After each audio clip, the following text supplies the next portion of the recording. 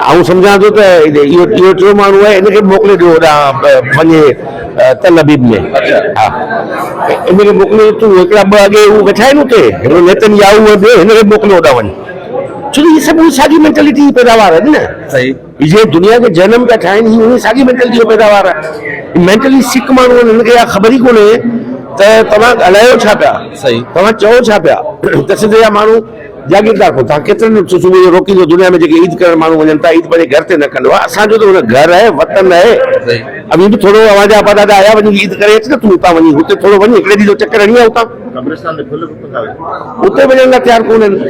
आऊं नथो सम्झां त शरीफ़ थी विया, ही उर्दू आबादी जी तोहीन पियो करे। उर्दू आबादी, उर्दू ॻाल्हाईंदड़ असांजे दोस्तनि खे अॻियां अचणु खपे। ऐं ही जेको नियो फाशिस्ट अप्रोच आहे, जेका शुरू खां वठी रही आहे एमक्यूएम जी शिकिल में, इनखे काउंटर करण जी ज़रूरत आहे। नथी तो रतोछाण कराइण चाहिनि था, ही हिते बदमनी फैलाइण चाहिनि था, ही चाहिनि था जीअं डिवाइडर्स पैदा करियूं हिते एथनिक बुनियादनि ते, लिसानी ऐं नस्ली बुनियादनि ते।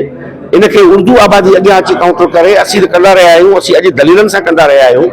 बाक़ी ही जेका हमेशह गुफ़्तगू थो करे त भई रतोछाण छा मक़सदु, तव्हां अॻे माण्हुनि जा खून वहाया, माण्हुनि जे जिस्म ते ड्रिल कयव, तव्हां फैक्ट्रियुनि में माण्हू साड़े छॾिया, तव्हां हिते हिकिड़ी आलीशान जेको उर्दू ॻाल्हाईंदड़ जेका तहज़ीब हुई उनखे तव्हां मसख़ करण जी कोशिशि कई।